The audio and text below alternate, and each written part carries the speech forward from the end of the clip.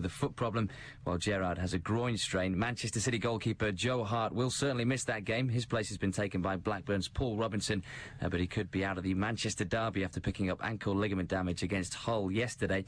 And former City midfielder Joey Barton will be out for Newcastle for up to 2 months. He damaged knee ligaments during Saturday's draw with Wigan. BBC Radio Manchester, satellite weather with Diane Oxbury. We've got 2 bands of rain to move across the region as you go through the day today. You'll hardly notice the join. It just stays cloudy, damp and overcast. As you get into the afternoon, as the second area comes through, it could be pretty heavy. So it's a dismal sort of day, but it is actually very mild. Top temperature 11 Celsius. Allan Beswick with you on the phones. 0161 228 2255. BBC Radio Manchester. Hello there, how are you doing? Good, oh, so am I. Yeah, it's been a good weekend, hasn't it? Lovely day yesterday. I went to a farmer's market yesterday. It was very good. It was at the, Houghton Tower. How do you say it? Just south of Preston. And they had a farmer's market on, and I went to that, and it was dead good. It's just, I like farmer's markets, because they're a bit like, when you're on holiday in France or Spain and you go to the market, they're all bustling, there's all these open-air stalls, it's not a supermarket at all, and you go along and there's people selling stuff that they've grown. Fantastic. I bought some spuds, you don't care, don't blame you. I bought some cheese, you don't care, don't blame you. I bought all sorts of stuff. And I don't know whether I've ever had this before, but I had warm, not hot, but warm. Very warm, slightly cooler than a cup of tea warm, if you get me. Horton, really? You went as well? Good Lord.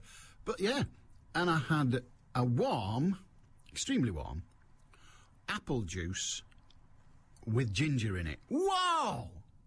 Amazing! Absolutely amazing. Oh, I like that. Yeah. And I bought some apples, and they weren't perfect. One even had a little mark on it that I think might have been a nibble hole of a worm. They were delicious. I spat the nipple hole out. The nipple hole? The nibble hole, out that went. But the rest of it, fantastic. Yeah. And I'd forgotten how pretty that building was, how really nice the building was. I had a bad experience. I was shown round once. They do guided tours in the summer. And you have to go round with a guide. And the woman was, oh, God, she was boring. I wanted to kill her. I think we all did. I was the closest. I was for it, me. I started moving bits of paper around, trying to get a posse up to throw her out the upstairs window. God, she was terrible. The poor old biddies probably don't know who I'm talking about, and I'm not going to describe because oh, God, it was awful. And I've not been since because of that. Anyway, there's a farmer's market on, so I went and had a look at that. And bought some nice apples and stuff. And then later on, I went, have you ever been round Lower Calf Reservoir? It's sort of, south of Blackburn on what they call the Haslingden Grain Road. And I used to walk round it a lot when I lived up that way. So I thought, well, I'm sort of over there. So I went. Yeah, I had to walk round that. So it was we had to walk round that. It was absolutely belting. I know you don't care. I'm just telling you. Just. Well, I thought you might be marginally interested. I mean, what did you do at the weekend?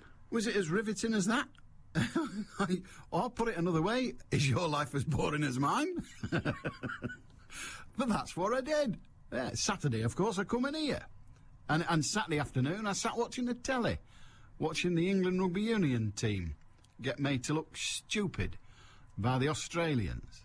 Dear God, it was embarrassing. But there you are, that's life. We get used to it. We win when it matters. That's what I keep telling myself. Anyway, 0161 228 2255. If you want to join us, you can. You can talk about anything. You can do it on the telephone. You can do it via email, as Joanna did. I'm going to read her mail to you in a minute, but as Joanna did. And, of course, you can text on 07786206951. The email address is radiomanchester@bbc.co.uk.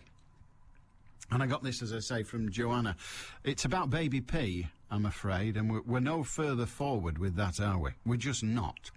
But with regard to baby P, I'd like to mention something which I read in The Independent on Friday and on a few online newspaper websites since, says Joanna. These sources stated that baby P's mother, while in prison awaiting trial for the death of her son, had given birth to a baby girl, and that Haringey Council had, incredibly, recommended that she be allowed to keep the child with her in prison to bond with it. Eventually, Scotland Yard had to intervene to ensure the baby was removed from her mother. Surely, this decision, in the light of everything reported regarding the mother, is absolutely indefensible and unfathomable. In the Social Services Department's initial ill-judged statements following the reporting of the trial, the leader of the Social Services stressed that it was the child's family who'd killed baby P, not Social Services. So how can anyone at Social Services have possibly come to the conclusion that it would be best for P's mother to be allowed to keep her new baby? And still no one has resigned or been sacked over this truly horrifying case, says Joanna in the city centre. Well, it is clear that things did not go according to anybody's plan. But, I mean, how many people agree with me that the decision to take a child into custody, into care, is not one that can be taken lightly ever.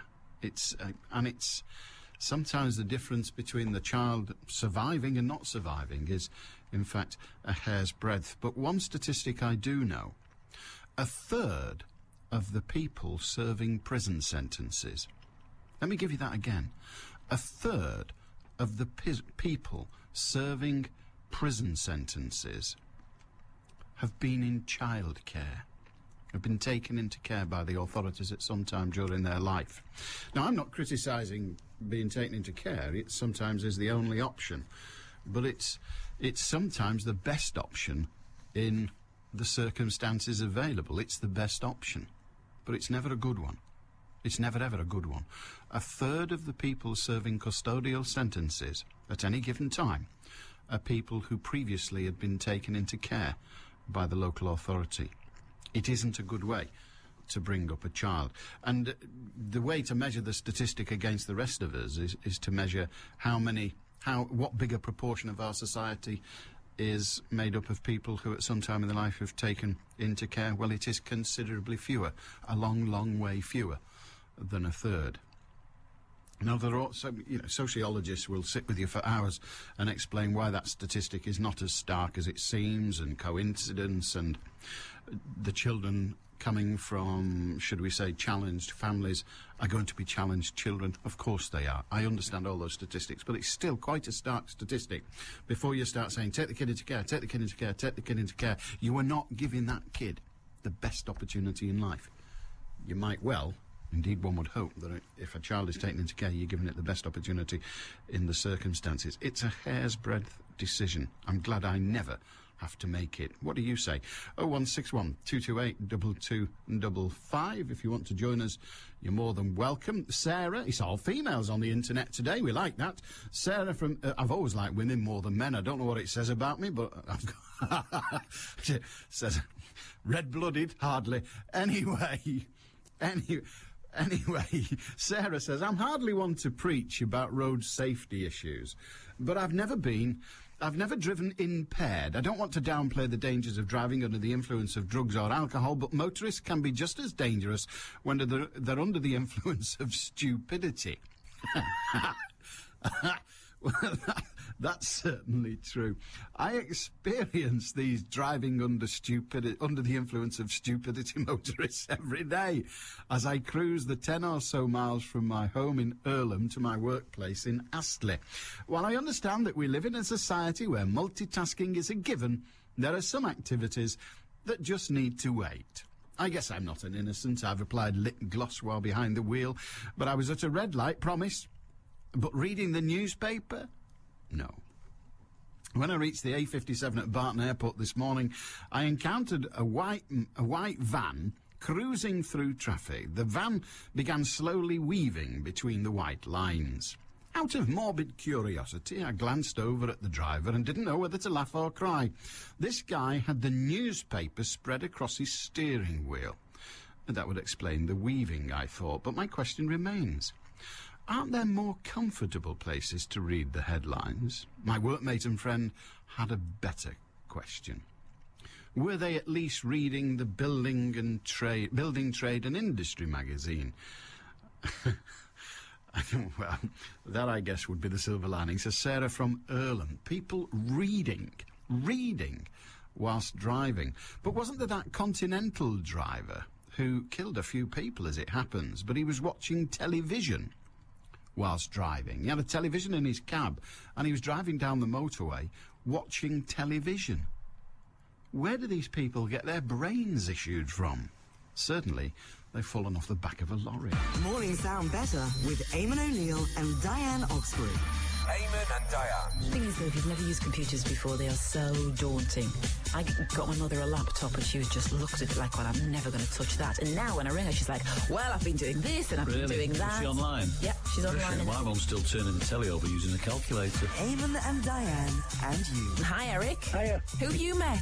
When the film Jaws first came out, I was sat 2 rows behind Bert Wheaton. He was doing a panto at the telly. I thought you were going to tell us one of the stars from The Jaws. station with Eamon and Diane for breakfast. Absolutely amazing. Funniest thing ever. Back tomorrow morning from 6 at BBC Radio Manchester. A very good day to you. How are you? Pick a subject. Pick a subject. Oh, that sounded like Paul Daniels then, didn't it? Pick a subject. Anyone, go on, pick a subject. Double it. Treble it. Now think of the subject you first thought of. Yeah, I know. Doesn't really work. Have you seen him doing them adverts for garage doors? How the mighty have fallen. Dear heaven.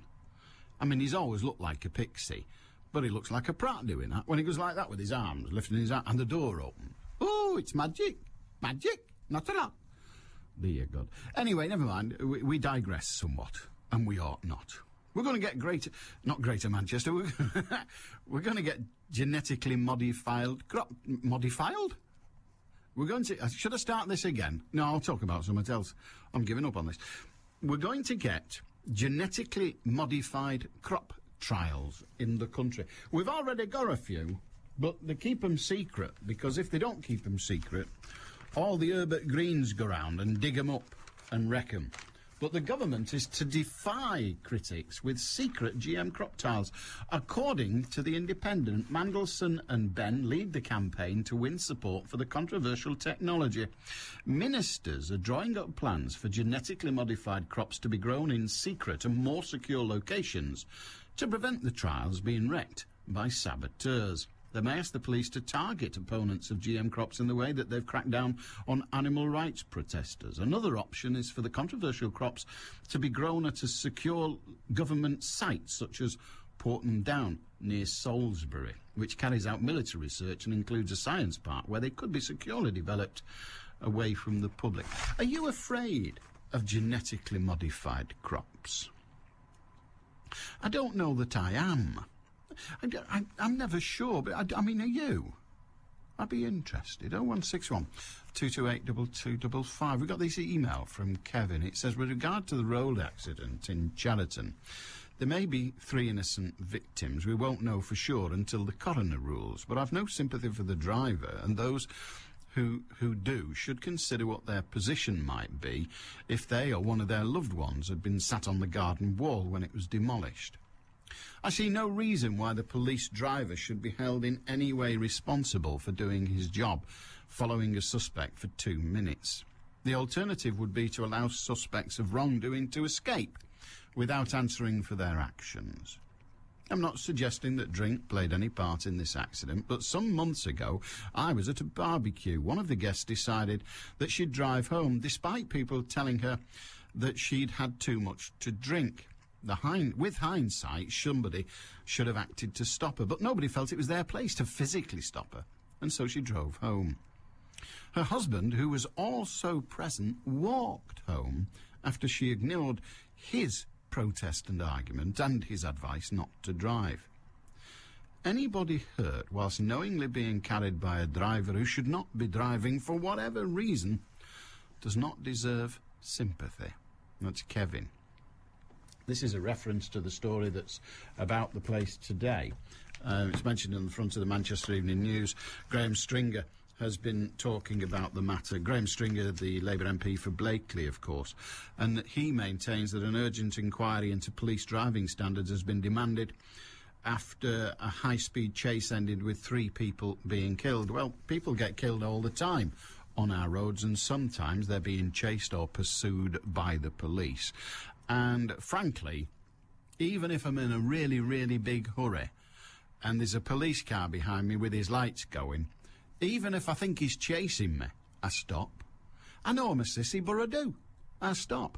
And I think, well, that's better than killing myself on a garden wall. Not that I'm suggesting the person did kill himself on a garden wall, but honestly, I do.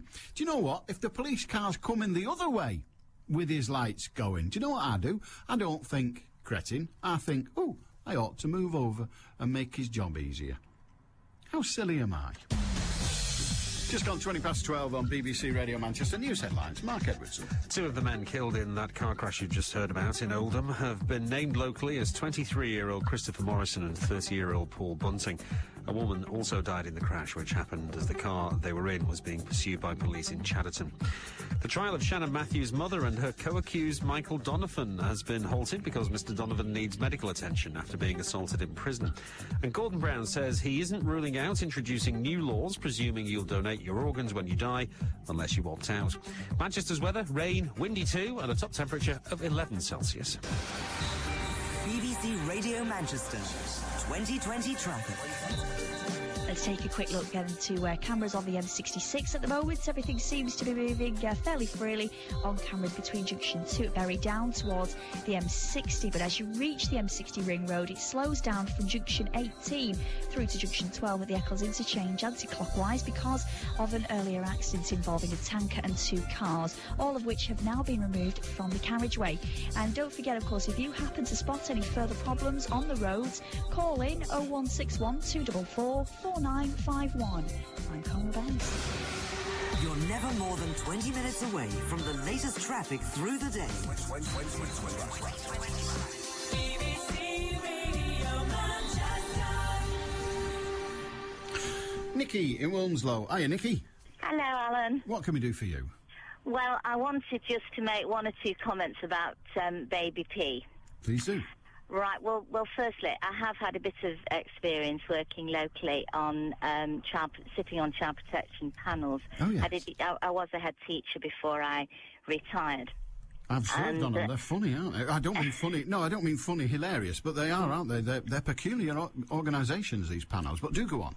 Well, they are, actually, because the very first one I went on was so huge I couldn't believe how many representatives there were.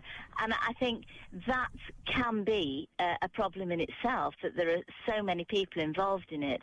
You know, that we're so quick to blame social services, and I do want to give them a little support, although it would seem that if it's what's reported is right, and that there have been several, or I think it's 2 social workers who apparently said the child should be taken away and they weren't listened to, that is indefensible. But so the social workers themselves are so, we haven't got enough of them. They are so strung out. They have huge workloads, and the problem for a lot of them is that they actually do a lot of job sharing, which means that you do lose some continuity of care there. So that's one issue. Second issue is that I believe very, very strongly that, if possible, a child should be kept with its mother.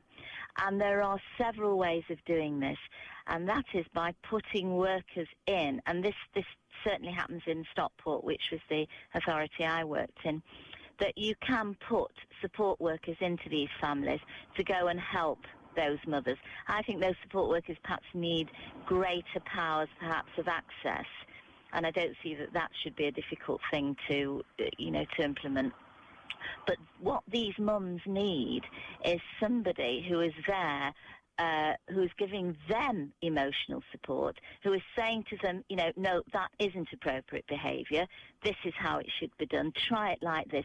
Who will perhaps take the children out from time to time because, single mums, they get pilloried left, right and centre. But the majority of them are doing a fantastic job. Oh, yeah, this isn't a criticism, is it? What's happened to Baby P is in no way a criticism of single mums. No, but I don't want it to sound as if what I'm saying is a criticism. No, indeed. That's okay, I understand, yeah. But, the other issue is, and I'm going back sort of to the 60s and 70s, because my parents were social workers in Manchester, and they worked in a home which was actually at Marple Ridge, and it was Manchester Council that set this home up. And what used to happen there was that when a family was identified as being in crisis, as in not being able to cope with the children, not being able to cope with life in general.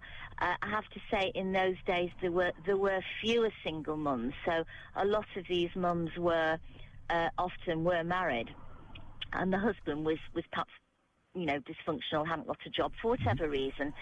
And what used to happen was that instead of prosecuting these mums or taking the babies away, they used to bring these mums with their children into the home in Marple. And what used to happen was that they would be taught how to cook, how to shop. Children were enrolled into the local primary school. They were taught how to play with their children. They were taught how to get into good routines of sleep and behaviour. So they were given all the parenting skills and the emotional support that they hadn't had. Then, at the back of this home, it looked a little bit like a motel, and they were all little flats. And they used to move them from the house into the flat, and then they had to cope on their own. If there was a husband, the husband would be brought in, and they would be, sort of watched and helped and counselled, and then they were then eased back into their own home. Husband was helped to find a job if that was, what was needed. And it strikes me that a lot of these families now that are in crisis, if something similar could happen to avoid these children being taken away from their mums. Okay, I understand, and I'm grateful for the sort of explanation of how it was done. It's done differently now. It is. You said you served on an NAI panel, non-accidental injuries to children panel. How long ago was that? Up until 6 years ago. Okay, so your personal experience of the system is reasonably current because these things move slowly, don't they? They do. What kind of things were the panel I served on was back in the 70s, so my experience there is written off. Right. But the kind of thing that happened there was we didn't really get involved.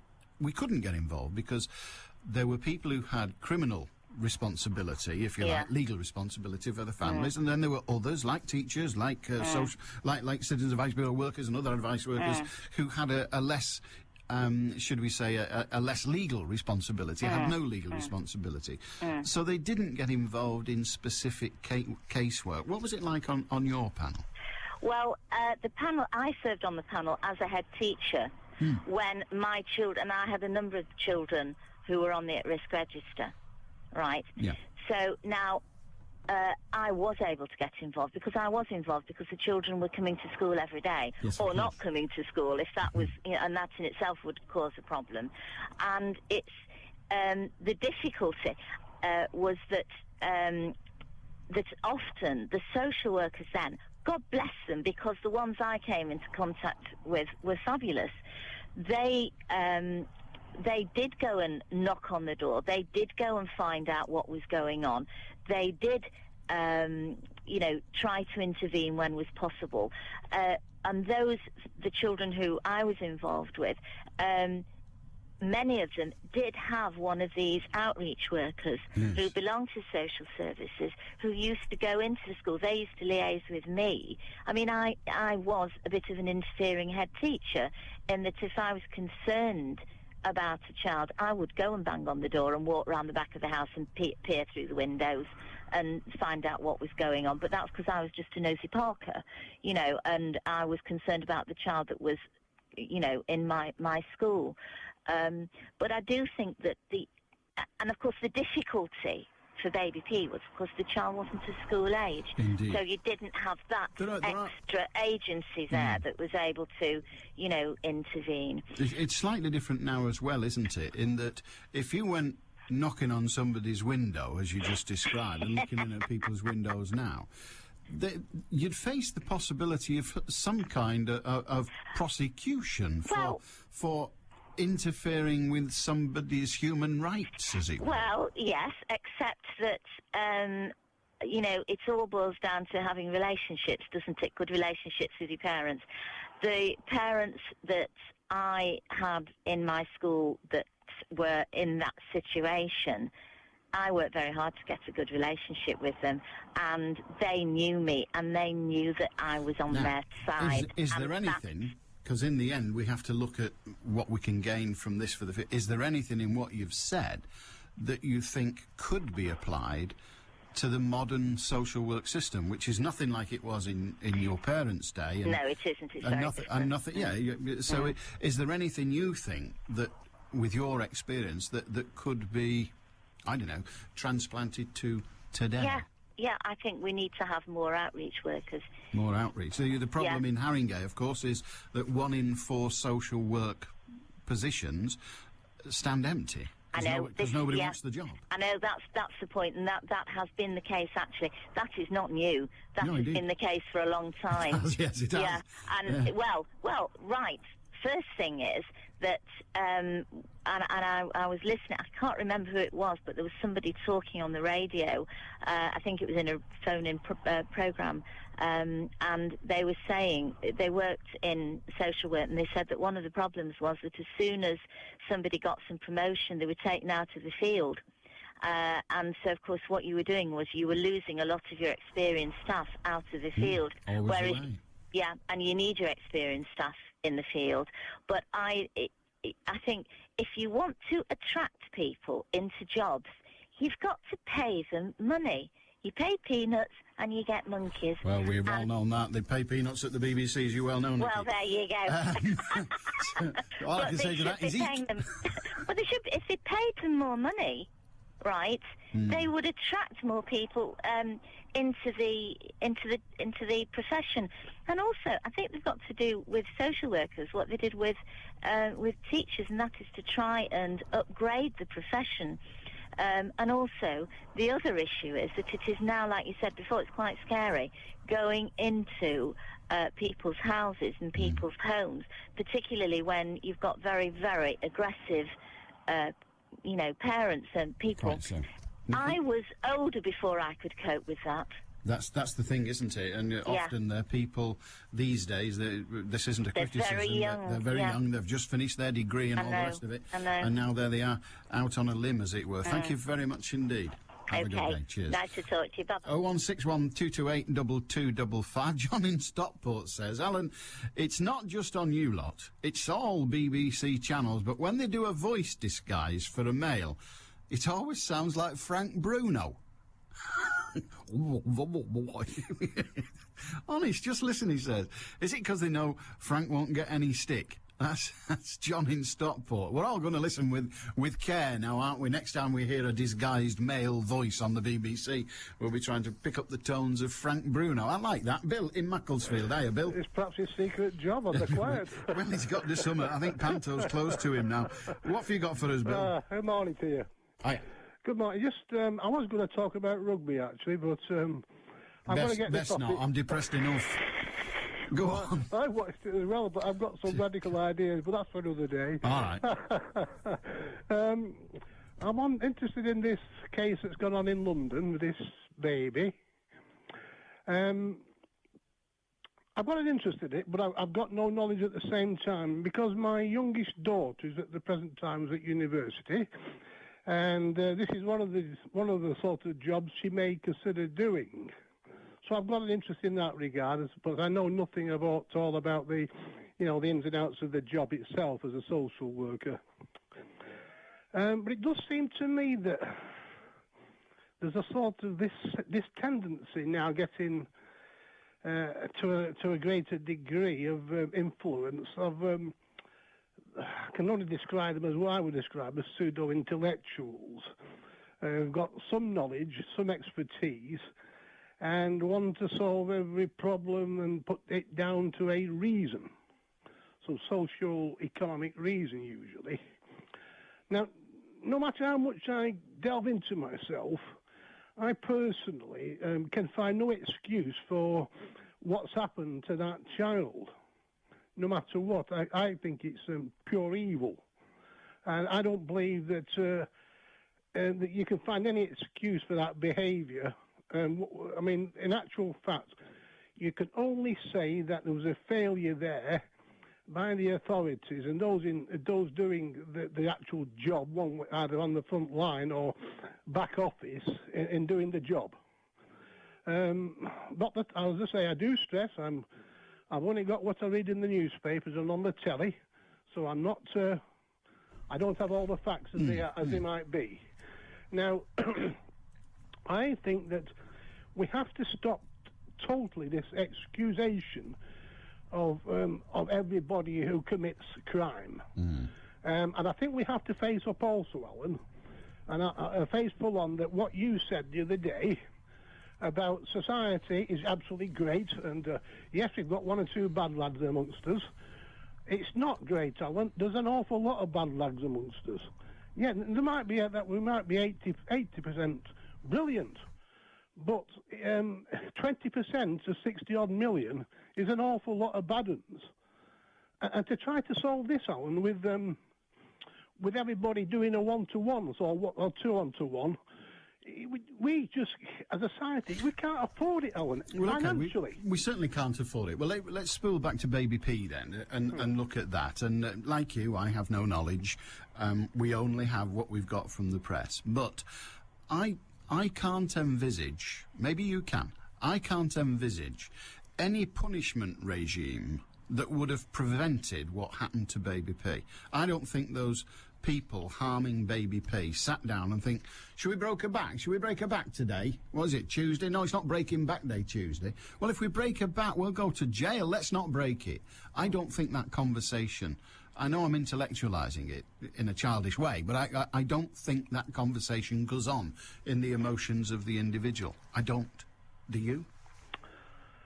At that level, at that age of the person who's concerned, probably no, because as I mentioned on occasions in the past to you and the listeners, this society needs sorting out from day when a person's born or when it starts school.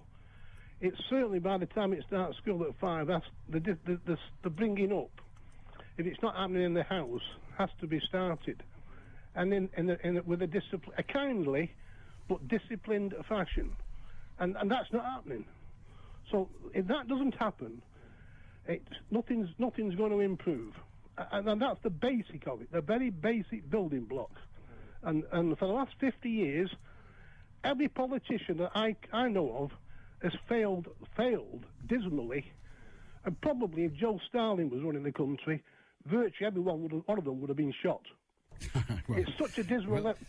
They probably would have been shot, but would the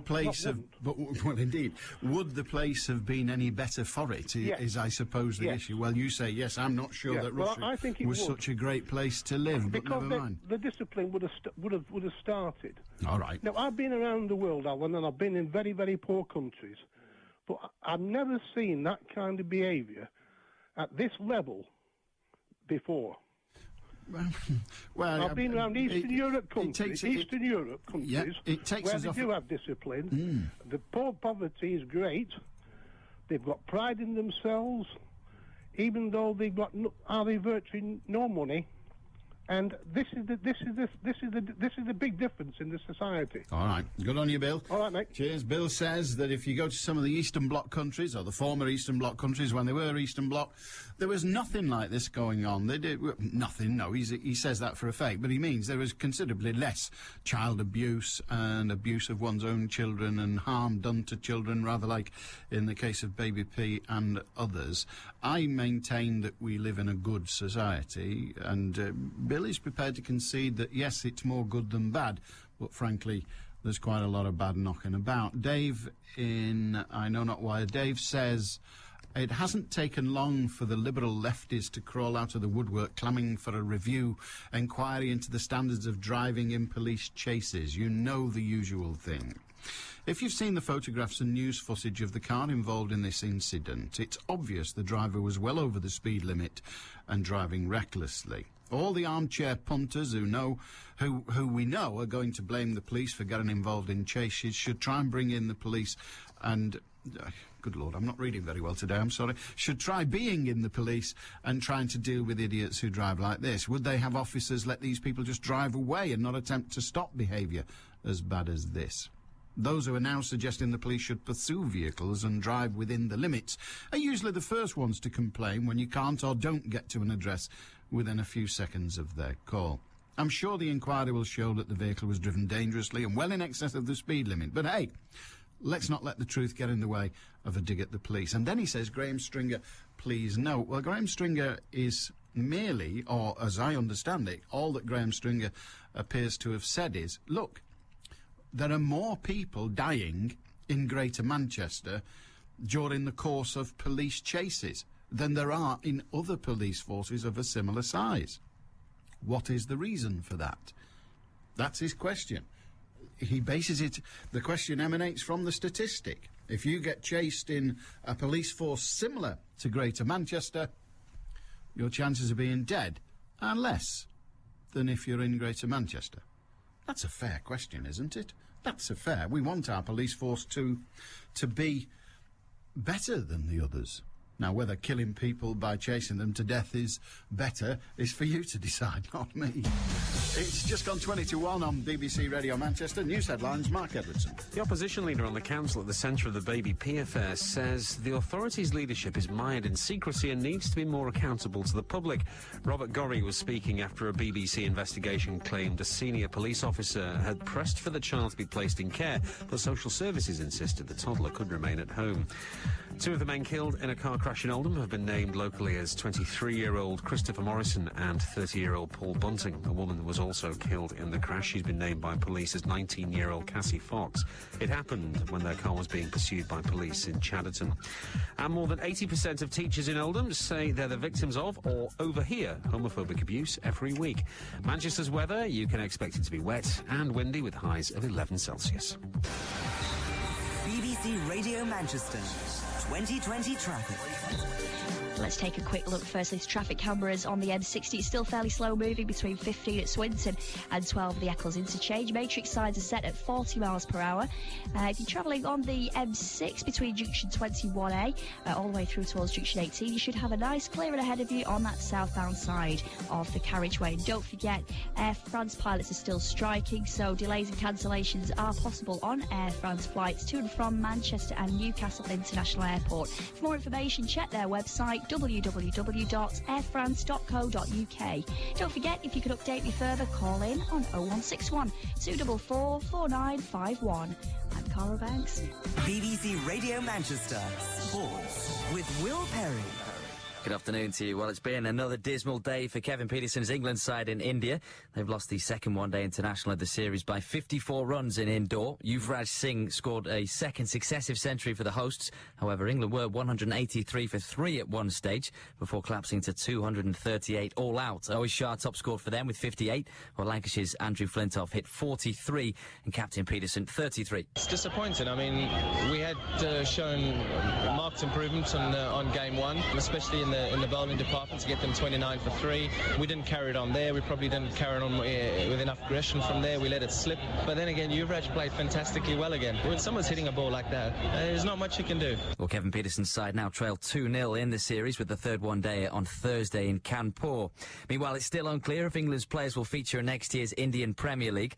After 2 days of talks in Mumbai between the ECB and their Indian counterparts, the matter still hasn't been resolved, meaning they're expected to sign their central contracts.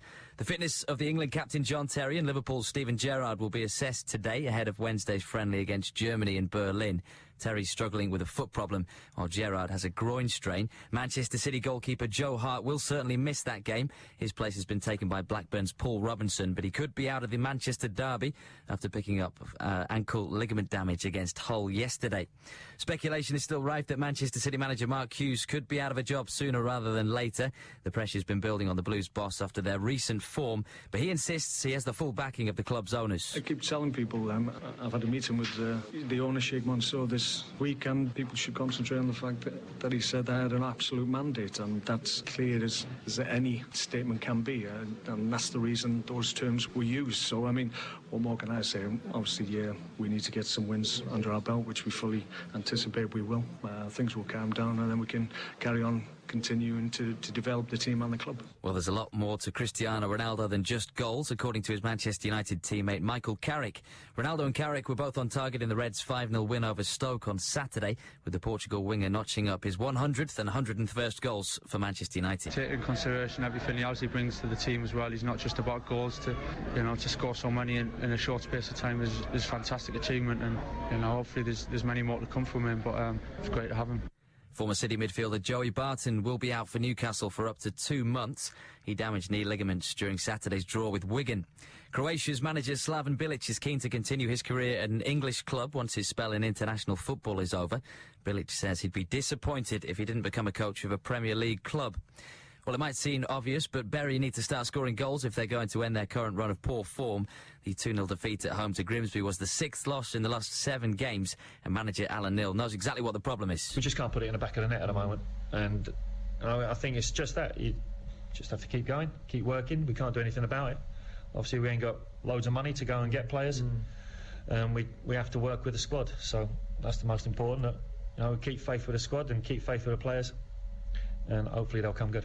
Well, finally for now, England had 2 winners at the Rugby League International Federation Awards in Brisbane. St Helens forward James Graham, Super League's Man of Steel, was named as prop in the Team of the Year, while Leeds forward Gareth Ellis was joint winner of the award for the second row. The next live action on the Northwest's biggest sports station. 5 of our teams tried to join Macclesfield and Curzon Ashton in the second round of the FA Cup. Ian Cheeseman hosts the programme from Droylsden, who face Darlington tomorrow from 7. BBC Radio Manchester. A very good day to you. 0161 228 2255. Radio Manchester at bbc.co.uk. And you can text, of course, 07786 206 951. And Gordon says, hang on a moment, what the hell are the police playing at, driving at excessive speeds anyway? I had a car written off 30 years ago by a lorry being chased by a police car. Needless to say, I never knew I could even get a penny out of it.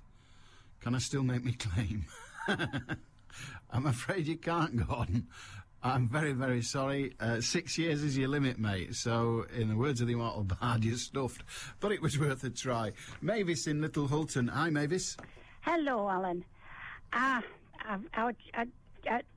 don't know how to start this. I'm blazing, actually. Blazing? It's about this baby. Okay. This little baby. Yeah. The social workers. There's nothing been said about that doctor.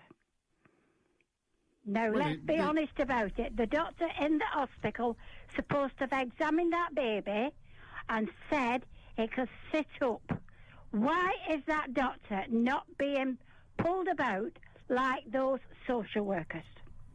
Why is she not being gutted like those social workers? She's not even mentioned in the paper. She's not mentioned anywhere. She's just getting away with it. Well, she may not be getting away with it because, I mean, the risk of being silly, you say she's not been mentioned anywhere, and, yet you know about her. Well, I'm saying mentioned it was in the paper. It was. And that's all there was to it. Well, there was quite a bit in the paper about her. I mean, I can tell you some things, I'm not going to, but I can tell you some things about her that was said in the paper that I thought were absolutely irrelevant. But the problem here is that if you start saying, well, it was partly the doctor's fault, well, OK. Well, it was. OK, you can hold that view.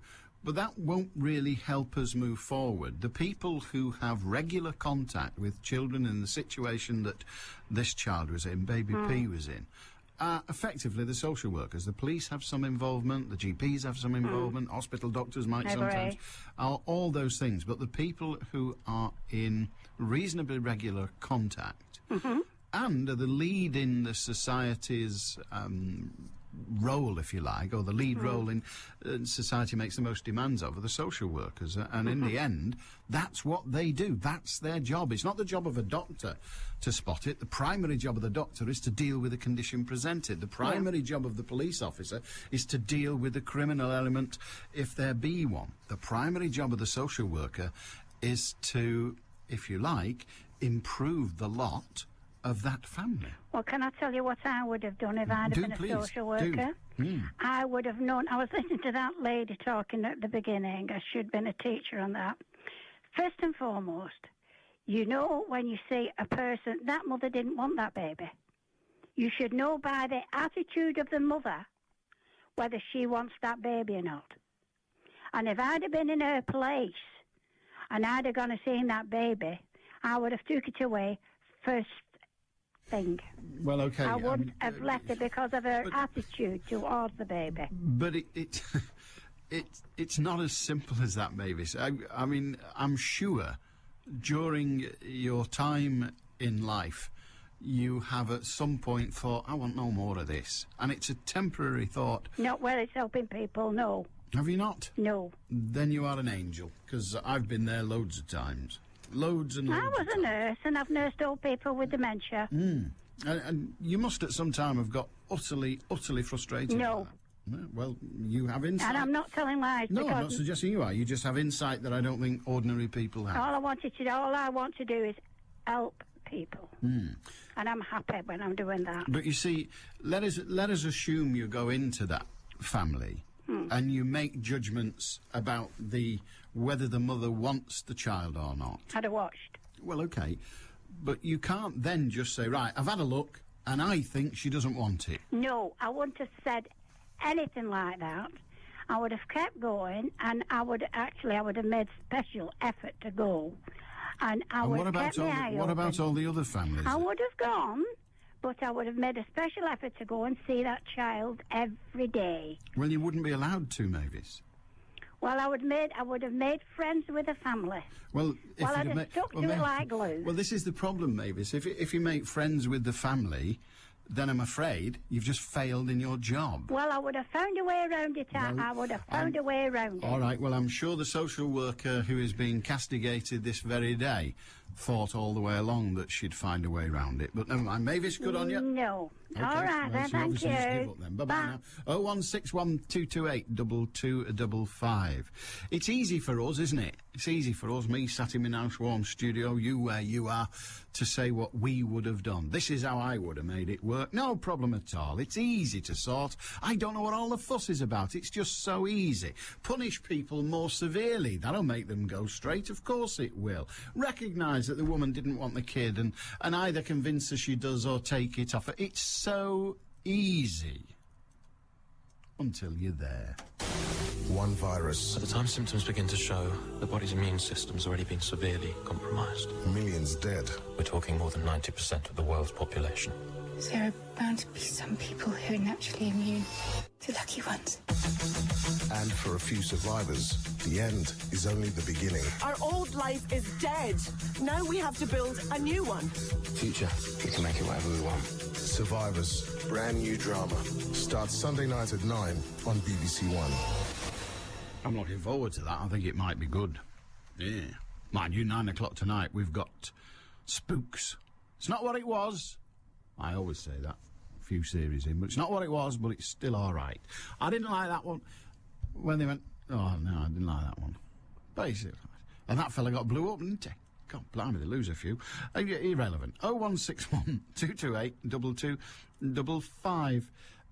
Bernard says, you've followed the lead of Graham Stringer in referring to deaths rather than incidents. The fact that 3 people sadly died in Chadderton in one incident does not equate with 2 separate incidents in another force area where 1 person died. Figures can be used in so many ways. I think Mr. Stringer should have waited for the inquiry to report rather than jumping on the bandwagon with a soundbite. That's Bernard. Well, you may be right, but my response, whether I'm following him or not, I was quoting him because the previous emailer said, tell Graham Stringer that, which is fine. He's entitled to say it, but I was just pointing out that Graham Stringer had a point of view and I was dissecting it, if you like, or distilling it for your benefit, but no matter. Baby P, and this is an anonymous text, well, not anonymous, but text that doesn't want to give their name and address. Baby Pete, the grandparents and dads should be ashamed of themselves. Of course the system failed them, but as a family, they let that baby down. I'm a dad of 2, estranged from their mother. This would never happen to my kids. Well, obviously we all hope you are absolutely correct in that assertion, that it would never happen to your kids. And frankly, every parent can say it'll never happen to my kids. And frankly, almost every one of them will be right, because it doesn't happen all the time. But I don't know how grandparents and estranged parents... this family was not... it wasn't your typical nuclear family. It wasn't. Maybe that's terrible. But it wasn't. This was a family in the hands of the social services in very, very trying circumstances. Stacey in Manchester, people are pathetic. So are we to tell our police force they can't speed when chasing criminals? Why don't we just put them all on push bikes and let our world be criminalised while they laugh at us, law-abiding box tickers? Get a grip of the police. Get a grip. The police are not in the wrong. That's Stacey from Manchester. Well, we don't know that they're not in the wrong. All that the MP has said is that there are more people who die whilst being chased by Greater Manchester Police than people die being chased by members of a comparable police force. That's it. That's all he said. And surely, if there is a question, if the statistics look interesting, then surely we ought to examine it. Nobody's condemning the police at this stage, and I suspect Stringer isn't condemning the police. He's big enough and ugly enough to speak for himself if he wants to come on, but I suspect Stringer's not condemning the police. Indeed, in the quote I heard on the news just a few moments ago, nearly an hour ago, he was saying, these are the statistics, they need to be looked at. We need to check. No, he's not condemning the police. If that investigation reveals that the police are doing something wrong, he's not saying they are, but if that suggestion reveals that the police are doing something wrong, then let's get them doing it right. John in Crewe. Hiya, John. Hi, Alan. What have you got? Same thing. You know, if these people stopped when told to do so, they would not be dead. If people jump steal a car or allow themselves to be carried in a car that's been stolen and they run away from the police and they end up dead, tough. That's their decision, not the police. The police are doing the job that they should be doing. I agree. And the other thing is that yesterday I was listening to our shadow chancellor sort of saying, it's my job to tell the truth about this and tell the truth about that and tell the truth about the other. I'm not too sure that he was telling the truth on his previous thing, because the guy that he took to that dinner, the financial director of the Conservative Party, was not a member of the group of friends that were actually gathering.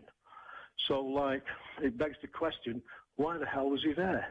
Well, I've no idea, but the truth is a jumpy bedfellow, isn't he? Let's go back to the police chase thing. Yeah, go on. And there will not be many people that disagree with your point of view. These people have ploughed into a wall. They are dead. Who gives a sod? Who gives a sod? All they had to do was stop, they'd still be alive. I'm with you all the way. And the people who were in the car, unless they were took into the car at gunpoint, who gives a stuff? They're dead. Serves them right. Let's not worry. And if anybody goes round there, one of their family, to put a plaque up, then let's give them a slap rather than let them put a plaque up and say, okay. I agree with all of that. The trouble is, if instead of emitting a wall, they hit a bus shelter with a mother and child in there waiting for the 62 to Crewe, would you have the same view? Yeah, I would. Every time. And isn't it sad that they're dead? But would you say, well, it's sad that the woman and her kid are dead? Yeah, but you would. That is not the fault of the police. It's the fault of the people. Well, the question is, if in other police forces these people were apprehended and nobody's dead, perhaps that's the ideal, because that way we're not putting that woman and her kid at risk, are we? But the point is that how can they apprehend them? I don't know, but John... I mean, the thing is... John, John, I've got to stop you because we've got to do the news. I will come back to you after 1 o'clock with your permission, if you will allow me. 0161228 2255. I was nearly late again then. Take one portion of bickering, A couple of mild disagreements. a look that could strip wallpaper. Eamon and Diane, tomorrow from 6. What do you say? What should the police do? There goes a guy hurtling along, 75 mile an hour and a 30 mile an hour limit. After him, ba, ba, ba, ba. Smash. Whose fault's that? 95.1 FM. DAB Digital Radio. And the World Wide Web. This is Manchester. BBC Radio Manchester.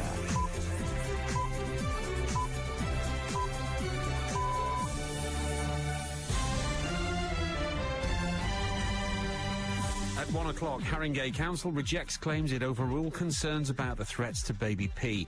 And teachers report a worrying level of homophobia in Oldham schools. And England are 2-0 down in the series as they collapse in indoor. Well, this afternoon is cloudy and it's breezy and we are going to get some rain at times. Top temperatures 11 Celsius. And if you're using Transpennine Express services, delays of up to 45 minutes are likely between Manchester Piccadilly and Doncaster due to a line-side fire at Sheffield. Good afternoon, I'm Mark Edwardson. Haringey Council in North London has firmly rejected claims that senior managers overruled concerns from police and its own staff about the safety of baby P. The BBC Panorama programme says it has evidence that a senior police officer and a social worker had wanted the child taken into care weeks before his death, but he was returned to his mother instead. Our social affairs correspondent James Westhead reports. In the latest revelation over baby P's short life, Panorama claims there was strong disagreement among professionals involved in his care. One social worker, Sylvia Henry, felt he shouldn't be returned to his mother and had even arranged a foster family. But according to Panorama, she was overruled by a senior manager. This is rejected by Haringey Council, which insists no concerns were raised at the time. The council also rejects claims that the concerns of police officers were ignored. The woman killed when a car crashed during a police pursuit in Oldham yesterday has been named as 19-year-old Cassie Fox from Monsall. 2 men also died in the incident, and an 18-year-old local woman is still critical in hospital. The crash is being investigated by the Police Complaints Commission. Greater Manchester's Chief Constable is expected to make a statement shortly. Gordon Brown says he isn't ruling out introducing new laws, presuming you will donate your organs when you die unless you opt out. A government task force has rejected the idea after concluding that it could be complex, costly and seen as dehumanising by the public. Fiona Wilkinson, the donor coordinator at the Royal Bolton Hospital, says there are other ways to boost organ donation before thinking about changing the law. I think there are many things that we could do first, and the most important thing is that we discuss our wishes and we have these conversations while we are fit and well. It's really important that we carry donor cards and we sign on the organ donor register, but the most important thing of all is that we discuss our wishes with our family. More than 80% of teachers in Oldham say they're the victims of or overhear homophobic abuse every week. The survey was carried out by the National Union of Teachers in a quarter of the town's secondary schools. Rachel Ferguson has more. The NUT's Prevalence of Homophobia surveys revealed a startling level of homophobia in schools. More than half the teachers who responded say they'd been the target of homophobic abuse themselves by pupils during the year. 3/4 of teachers in the survey said they'd welcome training on addressing the issue. This survey in Oldham is the pilot for a more wide-reaching survey across the whole of the North West. The pressure's still on the Shadow Chancellor and Tatton MP George Osborne after he was warned about the possible collapse of the pound. He's been accused of breaking a convention that politicians don't talk about the value of sterling. But Mr Osborne says he's only stating the truth about the pound, and if it drops further in value, it won't be because of what he said. What the markets are doing are looking at the economic fundamentals. They're not looking at what politicians are saying. These are hard-headed market operators, and they're making a judgment that we are worse placed than other economies. But the former Labour Cabinet Minister, John Reid, says his aren't in the best interests of the country. One of the reasons that George Osborne has put himself in a very difficult position is that there is an instinct to pull together during a crisis, and he has broken that sort of bipartisan approach. And the Wigan Athletic Football Club have confirmed midfielder Lee Cattermole was involved in an incident on Saturday night outside a nightclub in Middlesbrough.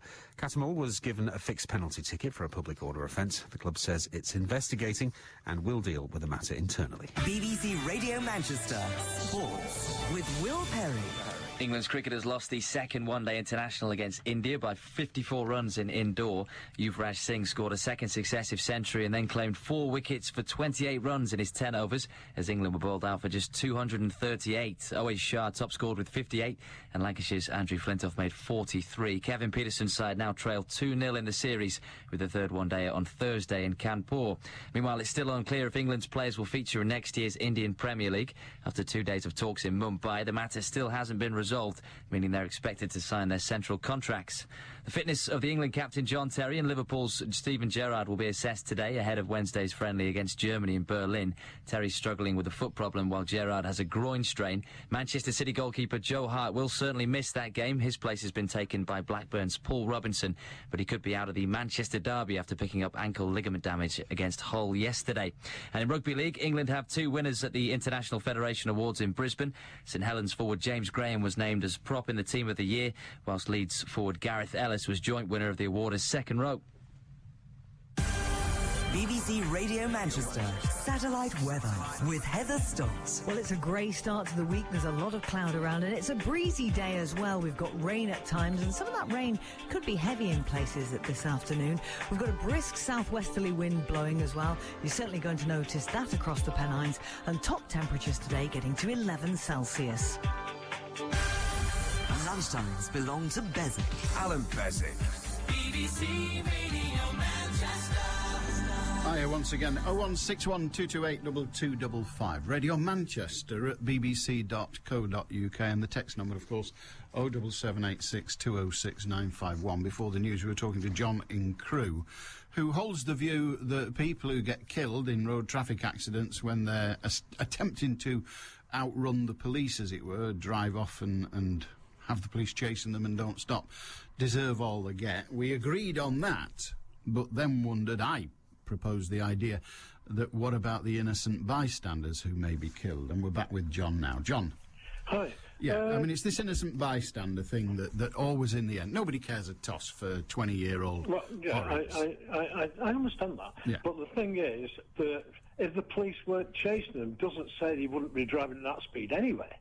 You know, because that's, you know, particularly if they've stolen a car, which we don't know in this particular instance. But when they do chase stolen cars, you know, and they kill themselves, tough, you know, I mean, they'll not steal anymore, will they? You know, I mean, it's as simple as that. Yeah, I mean, that's easy. What I'm asking you to consider is whether the police chasing, you say, we don't know how they would be driving anyway. Well, okay. Well, there's been a lot of times when people who've stolen cars and are absolutely so joyriding. But my question is, there are twofold really. Do you think the fact that the police are chasing them improves the driving of the one in front, makes it worse, or it stays the same? Well, in most cases, I would imagine it stays the same because they're not interested in what's behind them. They're interested in well, they'd be interested in what's behind them if it's a police car with all its lights and sirens going. But if you're saying they're driving like a lunatic anyway, then okay, I accept that. We're still in this position.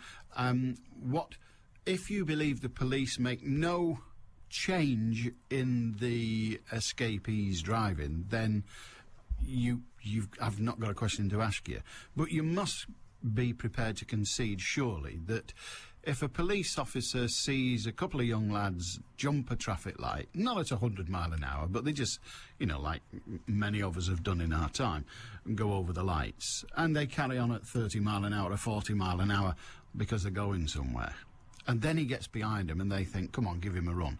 That worsens the situation, surely. Well, yeah, you surely concede that happens. And if the policeman stops chasing them, if they're in their hyped-up mind, even though the policeman stopped chasing him, they're probably thinking, well, he stopped because somebody else is going to take on lower down, and we've got to get away from that. So as far as you're concerned, the police behind this kind of motorist, not any motorist, this kind of motorist, the police behind this kind of motorist has no effect on how they drive. That's what you're telling me. Well, I'm not saying it has no effect, but the point is that it doesn't have much effect because, like, these sort of people just...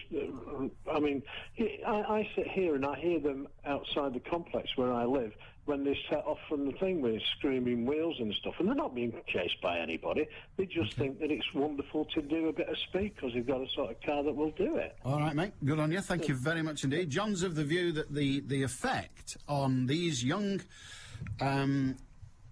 not very pleasant drivers, should we say, the effect on them, on their driving, or the driver's driving, or the effect on that driver of suddenly having a police car behind him or her with his blue lights going, his horn going, and his headlights flashing, the effect is minimal, possibly, in John's view. Is that right? Because if that is right... then what string of blathering on about? 0161 228 2255. I must admit, I've some difficulty in accepting that, but that's his view. What's yours? Graham in Denton. Hiya, Graham. Hiya, how are you doing, Sunshine? I'm very well. I've just been listening to the news. I don't know if you heard it, probably, but this Gordon Brown fella not only pinched my pension, taxed me till the pipsqueak, now he's after me body parts.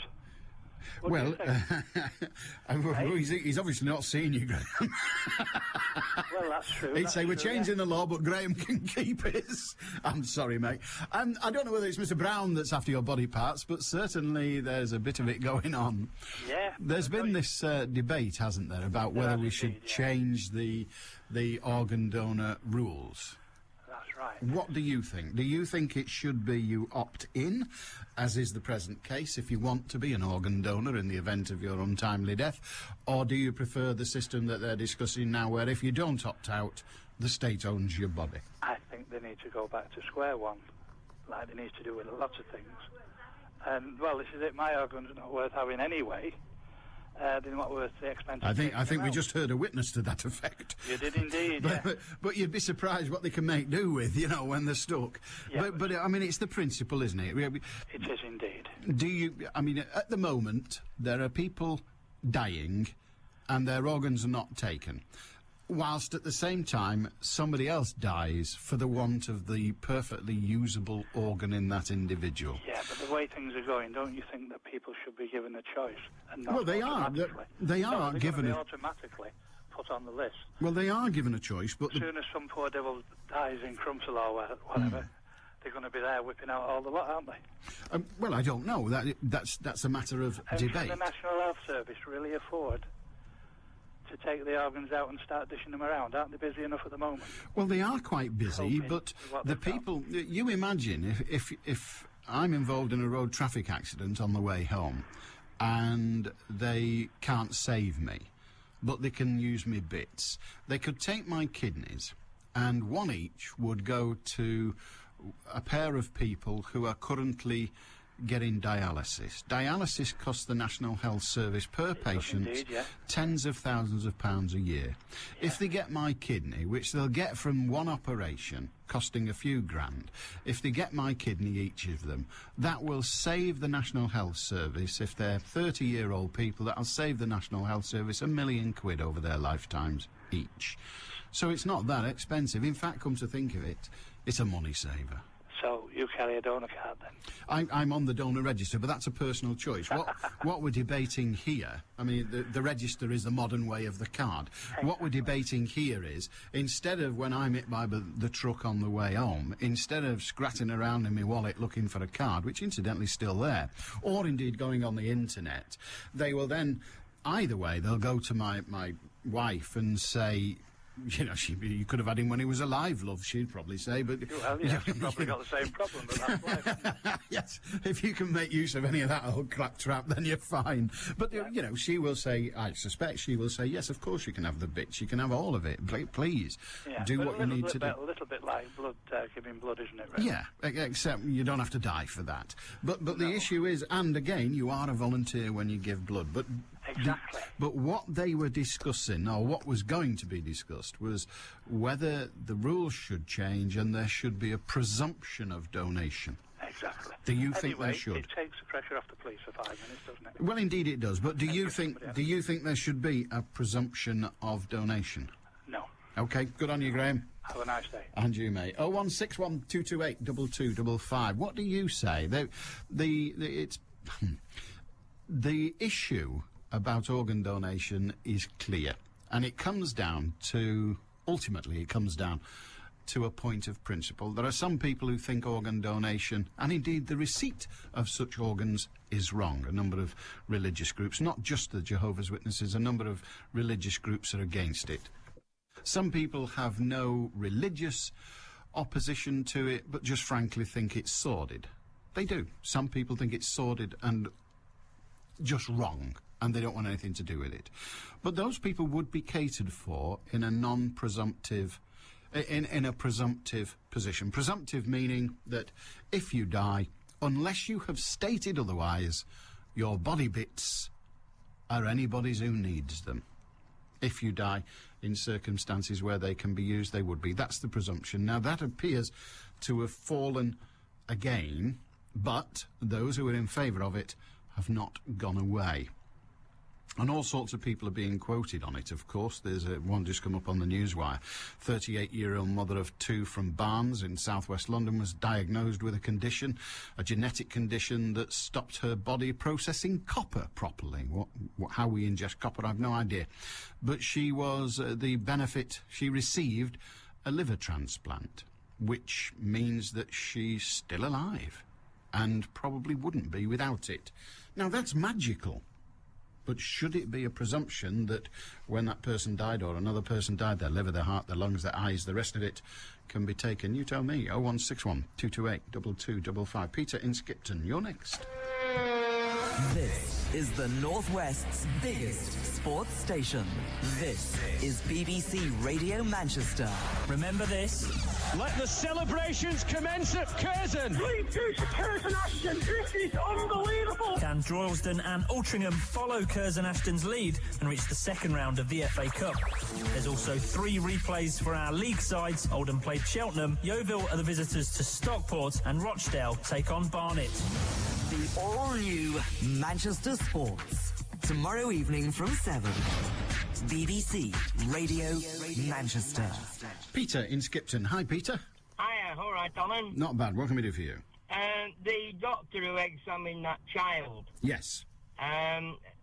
From what I've read about it, she missed a broken spine, several broken ribs, and bruising. Yeah.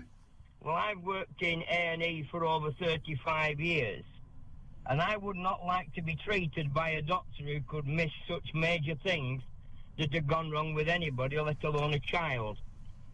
Is she really worthy of having the words doctor in front of her name? Well, clearly she was at the time of her examinations, but the diagnosis of the conditions you referred to are fairly easy in an adult, particularly an adult that's going to tell you it's hurting like hell and the rest of it. They're not so easy in a child, are they? Well, children have ways of telling you. If the person who's examining that child has the ability to understand them. A lot of doctors, however, well, don't understand children because they're not from this land of ours. Well, it's nothing to do with that, but let me just offer you this. Have you ever heard the name Bert Troutman? Yes. Tell me what you know about Bert Troutman. I know his name, I don't know much of him. OK, I'll tell you what I know about him, and it's very little. Apparently he was a goalkeeper, and apparently he played for Manchester City. And during the course of, I think it was a cup final, and all the City fans will put me right if not, but it doesn't change the material facts. I think it was a cup final. He broke his neck during the match and played till the rest of the night. And at the end he went to the hospital with a broken neck and said, look, I broke my neck. No, he didn't. He went and said, my neck's a bit stiff. And they said, well, that's because you've broken it. Now, imagine if that was a child. When a child comes into hospital, into A&E, Peter, you've worked there for many years, you say. I don't know what you do in A&E, it's not, unless you're a doctor, it's not that important. I was in charge nurse. OK. one thing you don't want to do with a baby, because that's what we're talking about, you don't want to start giving it any unnecessary x-rays. So you don't throw a kid straight into the x-ray machine or the body scanner, because it can actually collectively, not one, but collectively can do harm. And so the examination of a baby is not the same as the examination of an adult, which is why we have all kinds of different specialities for adults. You know, we have cardiothoracic, and we have ear, nose and throat, and we have obstetricians and all sorts of other things, don't we? And then we have another one called paediatrician, because it is recognised that small humans, babies, are not just small humans. That's what they are, but they're not just a miniature version of an adult. They are a special thing. So when they come into A&E and they get the A&E doctor who's dealing with everything that's presented to them, as you know only too well, Peter, when they come to A&E and they're dealing with everything that's presented to them, they cannot be expected to make the same diagnosis that the specialist working in that field would. But they're still the doorway through which the patient has to go to get to that specialist, in every speciality. Right, I grant you that, but with a small child in A&E, normally, when you've got a small child admitted, before you would actually discharge that child, as a matter of course, if you felt anything, you would consult the house doctor or registrar of the paediatric department to have them examined, just in case you'd missed something. No, you wouldn't. No, you wouldn't. Not every... Many children are examined by paediatricians before they're discharged. You said many, but earlier you said all. Well, many. Many I'll go with, but the judgment, that's the phrase I used before, the doorway to that next step is the doctor on A&E, and they have to make a judgment. And like you, like me in our jobs, we don't get them all right. And it's not easy with kids. You know that better than I. Oh, I do, yeah. Have a good one, Peter. Okay, cheers, bye-bye. mate. 0161 228 2255. A father today demanded an apology from police after he was arrested and locked in a cell overnight for smacking his son's leg. The man told off his son because the 7-year-old had walked off alone after dark while they were out shopping. So he told his kid off, slapped him, and ended up in the cells, according to our correspondent, Ace. Strange, isn't it? One family breaks a kid's back and nothing is done. Another one slaps the kid on the leg and gets a night in prison. Who'd have the job? Just gone 1:20 on BBC Radio Manchester. News headlines. Mark Edwardson. The two men killed in a crash during a police pursuit in Oldham have been named as 23-year-old Christopher Morrison and Paul Bunting, who was 30. A woman also killed in the crash has been identified as Cassie Fox, who was 19 and from Monsall. The trial of Shannon Matthews' mother and her co-accused Michael Donovan's been halted because Mr Donovan needs medical attention after being assaulted in prison. And Wigan Athletic have confirmed midfielder Lee Cattermole was involved in an incident on Saturday night outside a nightclub in Middlesbrough. He received a fixed penalty notice for disorder. Manchester's weather, rain, windy too, and a top temperature of 11 Celsius. BBC Radio Manchester, 2020 traffic. Let's take a quick look to the M62. It's still very foggy over the tops around junction 22 at Rishworth Moor. And if you're travelling through the Haslingden area, again, the fog's affecting motorists on the A56 in the Rottenstall area around Rising Bridge roundabout. In Wigan, Wigan Wallgate's closed off because of emergency repairs. Siders has appeared between King Street West and Clarence Yard. So the diversion for the moment takes you via King Street West around those restrictions. Let's take a look now to the airports, and disruption to Air France flights to and from Manchester Airport can be expected because of industrial action by Air France pilots. For more information, visit their website at www.airfrance.co.uk. And if you can update me further, call in on 0161 244 4951. I'm Cara Banks. With more updates than the other guys. 2020 traffic.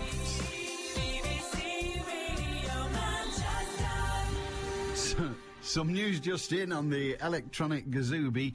A man was arrested today after breaking into a Birmingham radio station and broadcasting obscenities live on air. The man was arrested at 5 o'clock after forcing his way into the radio station in Birmingham's Broad Street, a West Midlands policewoman said. A spokesperson for the station said in the early hours of this morning there was an incident at the radio studios in Birmingham. A man forced his way into the station but was arrested by the police at the scene. So there you are. So he broke in and uttered obscenities on the radio. I was wondering how Jonathan Ross has been filling his time. Allan Beswick with you on the phones. 0161 228 2255. BBC Radio Manchester. Via the text, the people who died in Oldham died by their own hands. All they had to do was stop. Society wants always to blame the police. Get real, they were the authors of their own downfall, says a retired police officer. Alan in Wigan. Hi, Alan. Good afternoon, Alan. I just want to put my own personal perspective on the organ donation debate. Please do. Basically, we have a 27-year-old daughter who has cystic fibrosis and who is currently waiting for a double lung transplant. She's been on the waiting list now about 16 months, and she's considerably getting... her condition is getting worse and worse as each day goes by. As far as my own personal point of view is that I believe that the opt-out should be it should be that each person should have their organs donated, and unless they want to opt out. Also, it's very, very... From the point of our view, it's very difficult.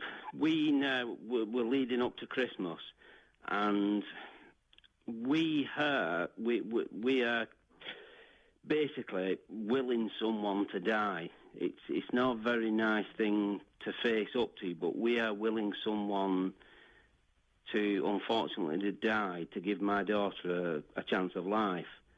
And I believe if there was more donors available, whether it be through accident, whether that person's had an accident, whether they've died in a car crash or whatever, if there are more donations available, then obviously it would save the heartache.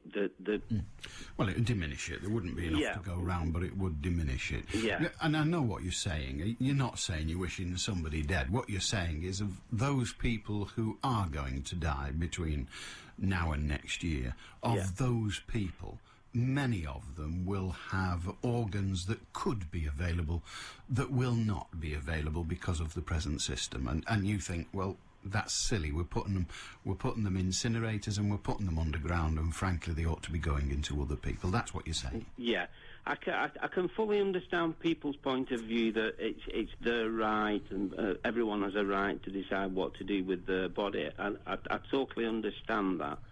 But from my point of view, is when you're dead, you're dead. You know, you don't need those organs. You know, you're dead, and that. Sorry. It's okay. Can I just offer you a thought and invite you to comment on it?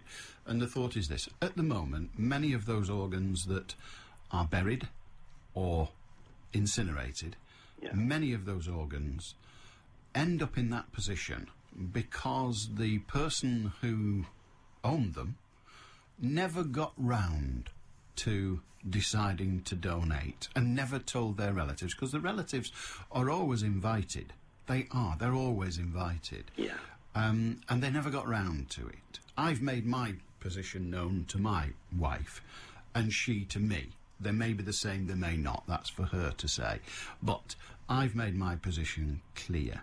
But a lot of people don't get round to it. Now, that's fine, except their organs go to waste. Imagine the converse, the one that you're saying would be more helpful to you and your daughter.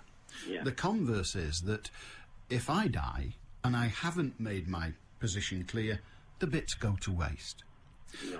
If we change that, if I die and I haven't made my position clear, then the bits are used, and they may well be used against the wish I would have expressed had I got round to it.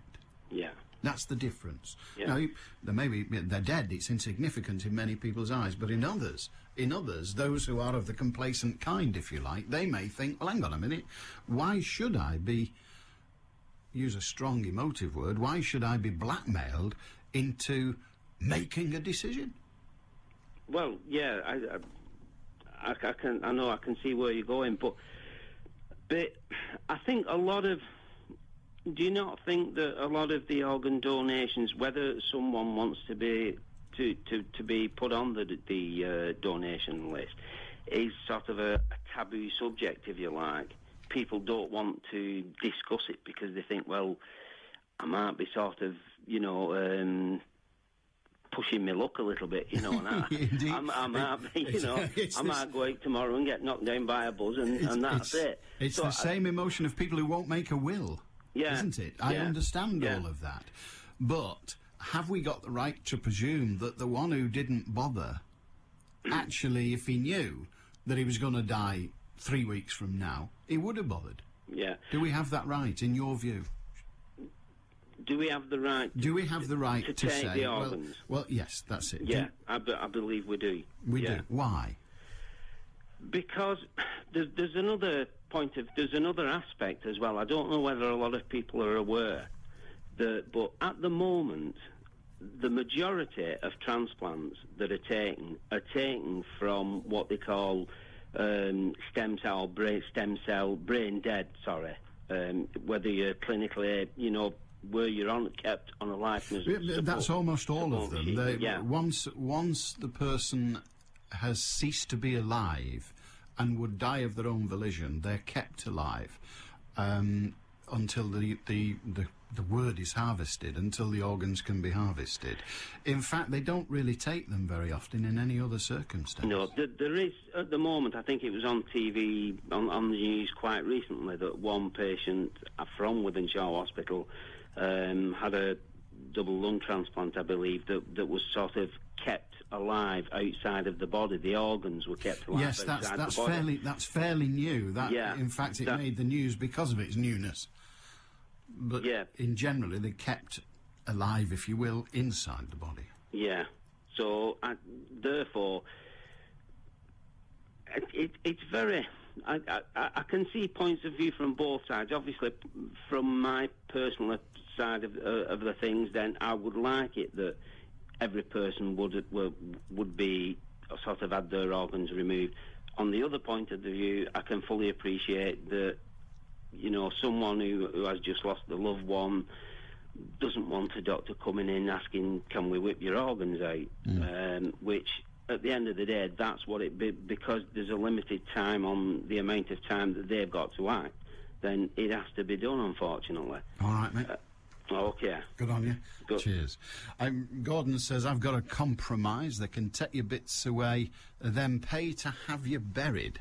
That's a thought, isn't it? So if they take the bits, then they've got to pay for your funeral. What do you think? Save somebody some money, because funerals are very, very expensive. Mind you, it depends on the kind of funeral you would get. That was Alan in Wigan, in very tragic, very uncomfortable circumstances, having to consider having to consider the pain of somebody else in order for his daughter, and therefore, I suppose, selfishly, him to benefit. It's a horrible position to be in, but I fully understand that position. I'd be in exactly the same one, I'm sure.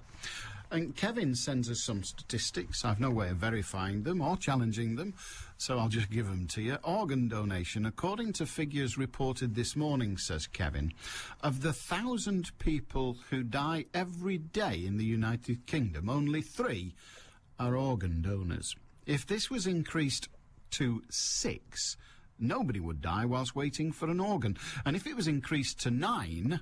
that's 9 in 1,000, remember. If it was increased to 9, there'd be a surplus.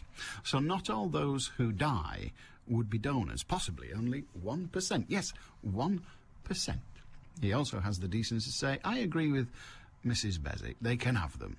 In fact, he says, I'd go one stage further and say they can have them now. 01612282255. David in Failsworth. Hiya, David. Good afternoon, Alan. Oh, yeah. Never spoke to you before, but just a little thing that's really... I just can't get it out of my head. If I leave my house in the morning and get the bus with me passing to Manchester, I can pick up a Manchester Evening News anywhere in Manchester. There's loads of blokes giving them out, and for free. Yeah, if I walk 50 yards up my avenue to the post office, I have to pay 40 pence for it. So what's the reason for this? The reason is too complicated for me to respond, but you're absolutely correct. That is the case. A couple of years ago, I think it was, maybe not as long ago as that, the Manchester Evening News decided that it would give its newspapers away in the city centre. I'll tell you why they made that decision at that time, in my view, because free sheets were being distributed in the city centre, and therefore they were losing sales. Yeah. So people were, instead of buying the Manchester Evening News, they were instead taking the free sheet. Now, the consequence of that is that they lose readers, and if they lose readers, then they lose advertising revenue. I can understand that, but they must have to pay the people in Manchester who are giving these free... Well, they do pay them, but the balance is an economic one. I've some knowledge of running publications because I'm involved in a small way with the big issue, and it's a very, very complicated equation that I don't fully understand. But with a commercial newspaper, which of course the big issue isn't, but with a commercial newspaper, you have to consider whether the cover price you lose is worth losing to retain the advertising. Yeah, I can understand. But honestly, Alan, I go on Victoria Station and there's rafts of them. Yes, there are. There are. They're fighting, and I think it's...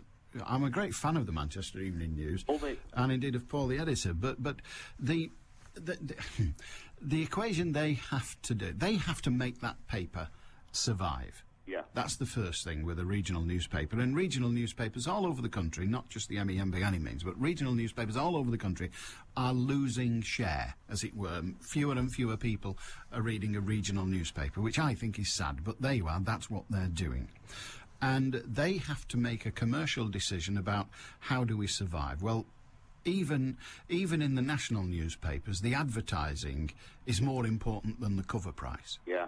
So they've made a commercial decision. People were giving away newspapers in the street. Those newspapers, in my view, weren't as good, certainly weren't as comprehensive as the Manchester Evening News, so they were losing to rivals who were giving them away. So they decided, right, well, we'll give ours away. But the only time the only place they have that competition is in the city centre, because there's nobody giving them away in Wigan. There's nobody giving them away in, I don't know, you're from Failsworth. There's nobody giving them away in Failsworth. That's true. So the competitor giving away the product isn't there in Failsworth. Yeah. So in Failsworth, you pay. Yeah, that's why I buy the Oldham Cron. Why, did they give that away? No, it's my local paper. Thanks, Alan. Good on you. Cheers, Good mate, on thank you. Yeah, I think one of the sadnesses of our society is that we are slowly losing local and regional newspapers, and that is bad because radio television can't fill the gap. Free sheets can't afford to fill the gap, and we're in danger of actually losing them, and that's bad. Mike says, Alan, in looking at the role of... it's not all our fault. In looking at the role of the social services collectively and individually, we run the risk of ignoring or in some way absolving the killers of baby P. And that's the thing we have to keep reminding ourselves. You can say that the social services failed in their responsibilities to this family and the wider society. You can say the same of the police, if you like. You can say it of the education authorities, although the kid wasn't in education. You can say of it whoever you wish. It is their fault that they didn't pick it up. It is their fault that this didn't happen. It is their fault. But in the end, There are only 3 people to blame, and they are the people who were involved in the abuse and death of the child. They are to blame. Nobody else is to blame. Everybody else was the goalkeeper who let in the penalty. Everybody else was the goalkeeper who let in the penalty. Yes, they should have saved it. Yes, they should have spotted it. Yes, they spot it most of the time. Yes, they do. But in the end, the people to blame for the death of baby P are the people who've been convicted and are awaiting sentence. We then have to consider what that sentence should be. Well, that will range, but you can bet your bottom dollar that once the sentences are announced, there are many, many people who will feel utterly dissatisfied at the sentence, because that's the way it is. Simon says, apropos of nothing, it is a sad fact of life that it's necessary for the police to chase criminals. What is unnecessary is the slew of television programmes that broadcast such chases.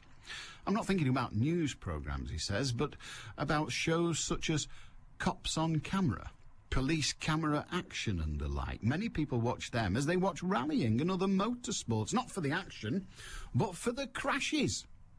Have a nice day, Alan. Simon in Haywood. Do you know, I think he's right. It's like when you go to watch the Grand National. There's a lot of people stood round Beecher's Brook waiting for a dead horse. 20 to 2 on BBC Radio Manchester. News headlines. Michelle Adamson. 2 of the men killed in a crash during a police pursuit in Oldham have been named as 23-year-old Christopher Morrison and 30-year-old Paul Bunting. A woman was also killed in the crash. She's been identified as Cassie Fox, who was 19 and from Monsall. The trial of Shannon Matthews' mother and her co-accused, Michael Donovan, has been halted because Mr Donovan needs medical attention after he was assaulted in prison.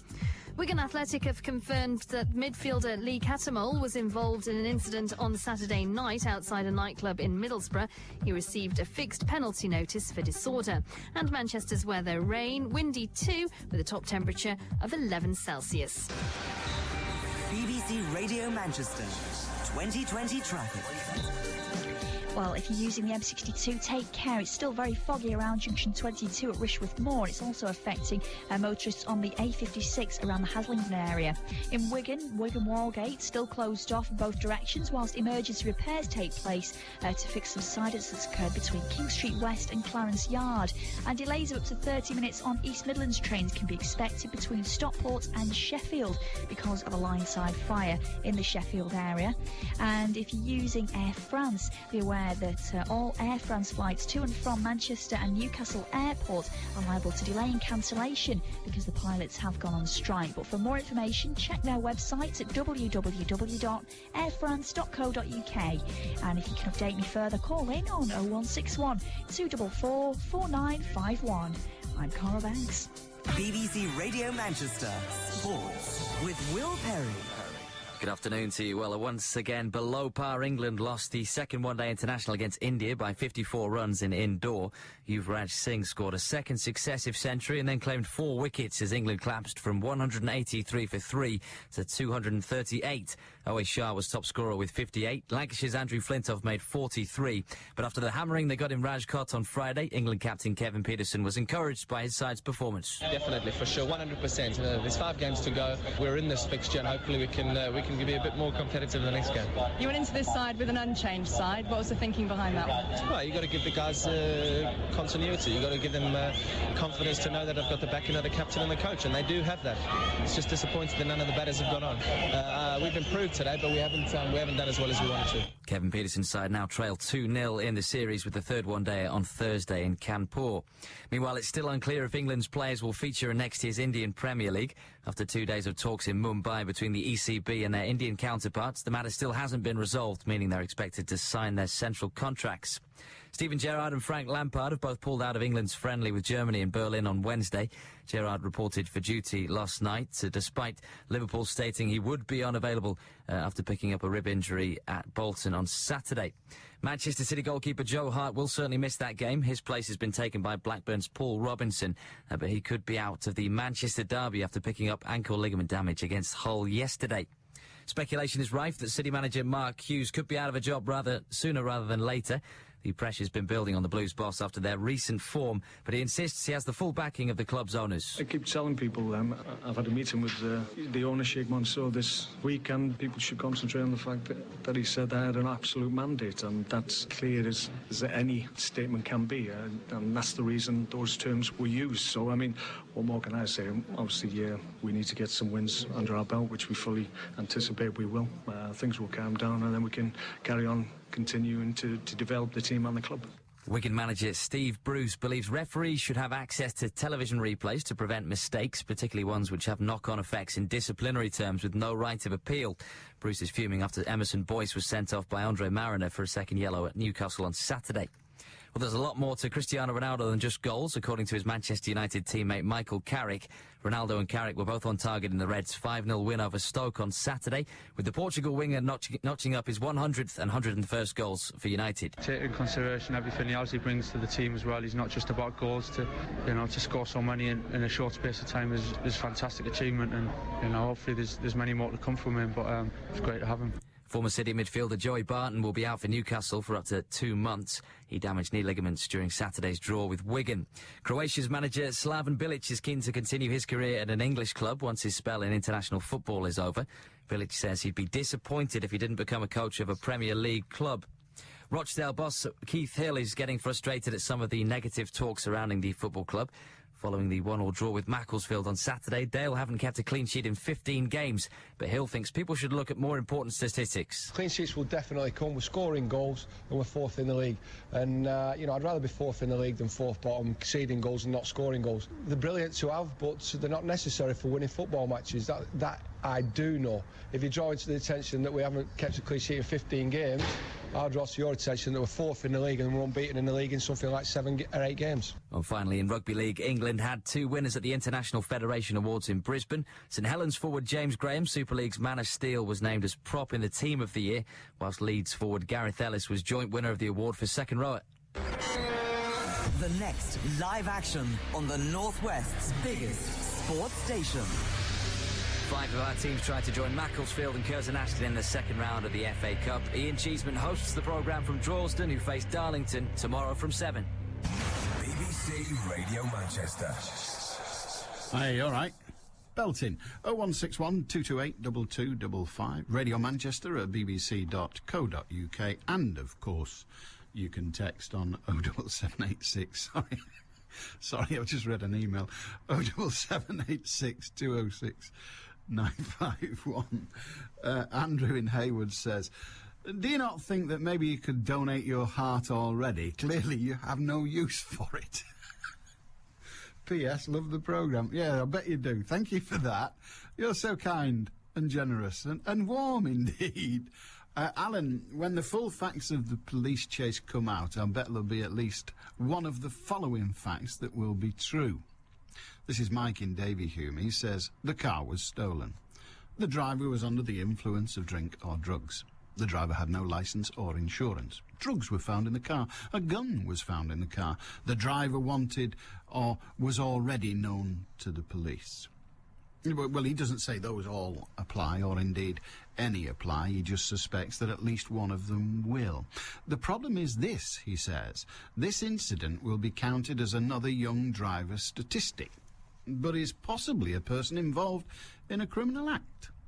Well, certainly attempting to drive away from the police when they've asked you to stop is of itself a criminal act. So I think we're on safe ground there. But whether there was any other criminal act, well, you tell me. 0161 228 2255. The reason the MEN is free is that there's very little in it to read apart from the adverts, which pay for it. It should be retitled the Manchester Evening News Advertiser.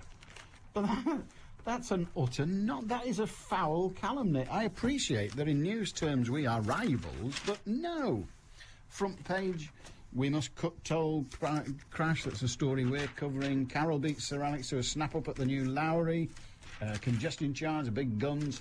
On the buses, Reg Varney dies. And I'm only reading the big stories, and I'm only on page 4. There's loads of stuff. No, that's not fair, Kevin. That is, you're entitled to your view. even if it is so utterly wrong. 0161228 2255. Well, it is. It's utterly wrong. It's not my job to flog the evening news. I'm beginning to think that I ought to get money off Paul Horrocks. And perhaps I will. I know him to be a decent fellow. Perhaps he'll just send me a cheque for being so kind and supportive. Oh, look, another pig's just flown past the window. Alan, if it does happen, can I have your mouth? Clive in Northwich. I'm not altogether sure that the mouth constitutes an organ. But they did do the face, didn't they, of that French woman who was savaged by her own dog. Yeah. Oh, dear, that was horrible. And they've done another one since then. Eileen in Sale. Hi, Eileen. Hi. I don't know what all the fuss is about. I was a live donor. I gave my brother a kidney 24 and a half years ago. Thank God it's still working. There's nothing wrong with me. I lead a normal life. So what's all the fuss about when people are dead? Everyone should carry a donor card. Even if you're religious, I'm a Catholic. No comment.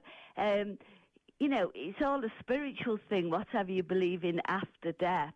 You know, so why is everybody worried? Everyone, carry a donor card, give your organs when you're dead. It won't be a problem. It certainly isn't a problem when you're alive. Well, OK, and I want to ask you some questions about donating your kidney to your sibling. That's fascinating. But let's come back to the actual issue. I agree with you that people ought to think about it, that's all I ask, and then make their judgment. They think about it. If they think, oh, I don't fancy that, then fine.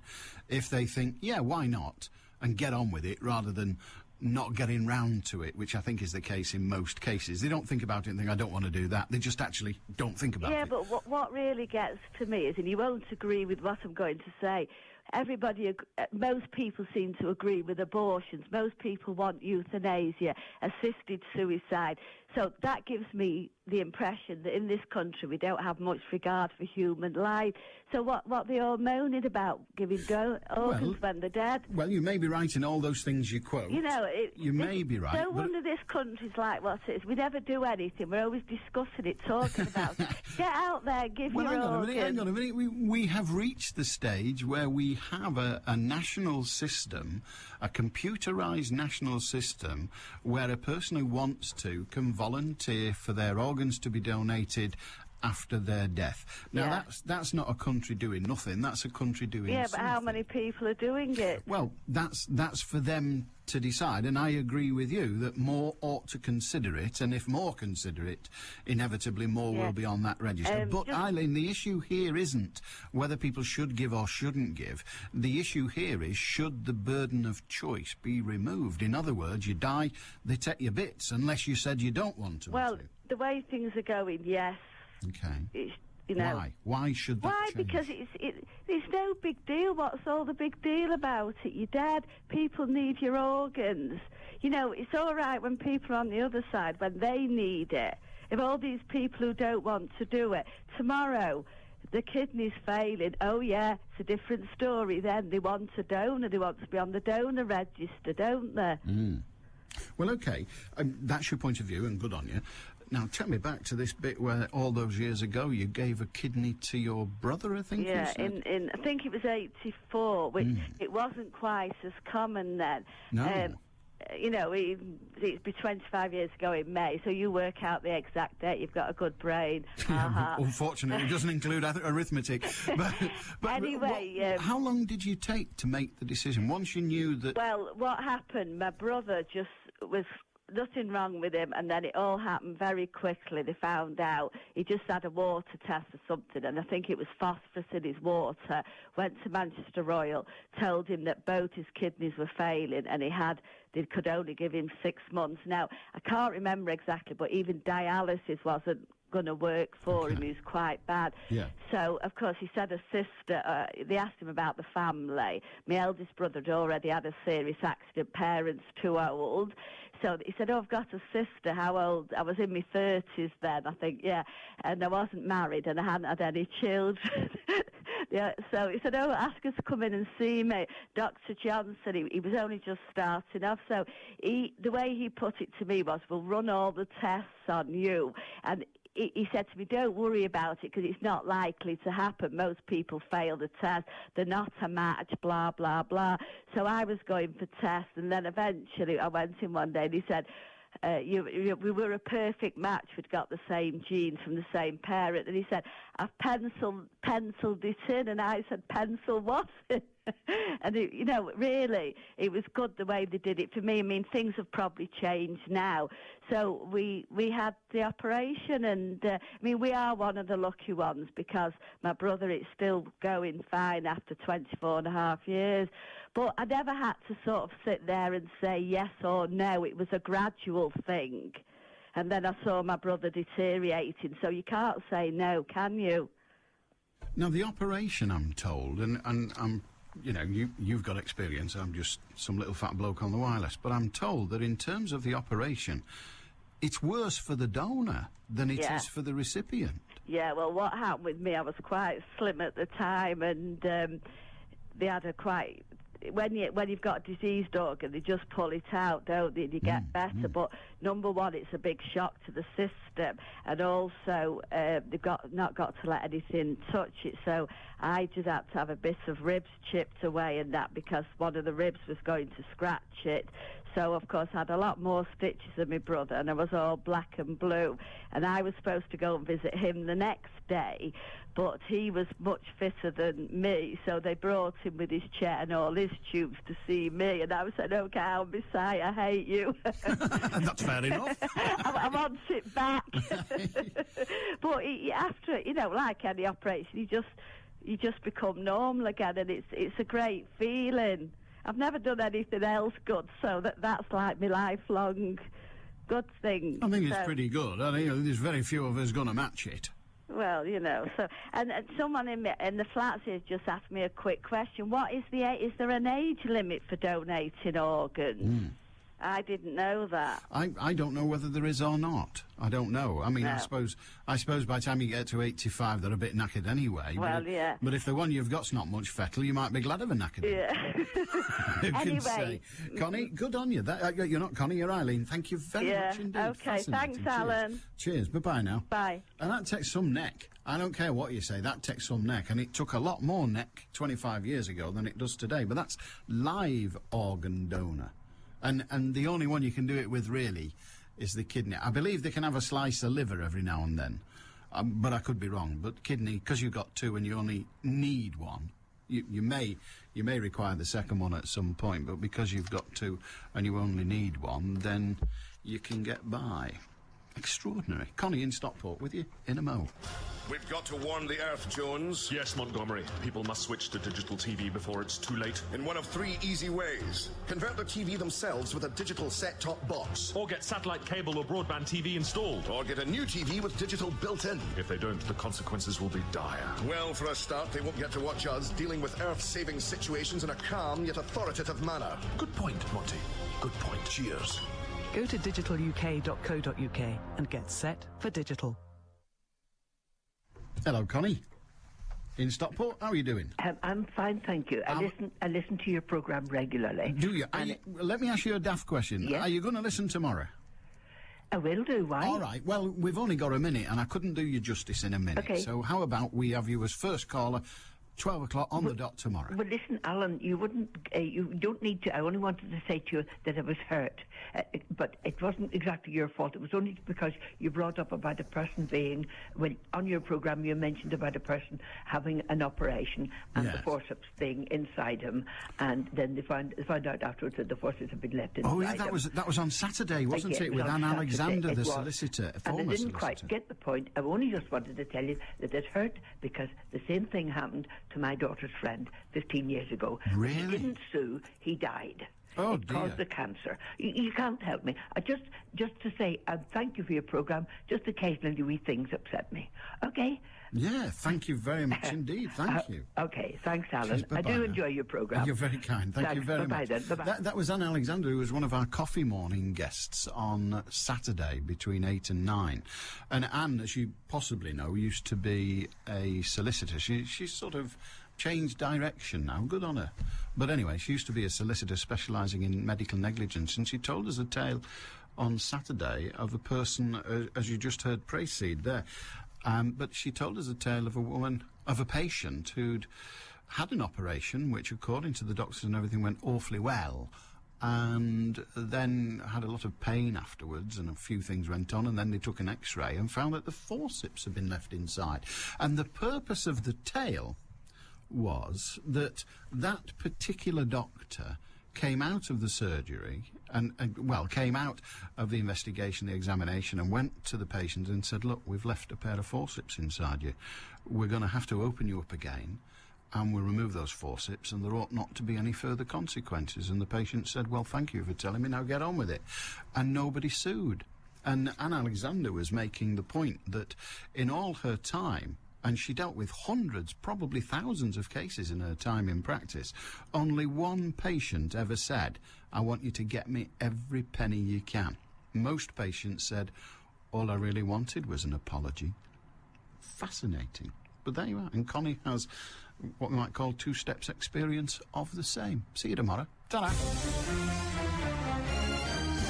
It's about you and the news.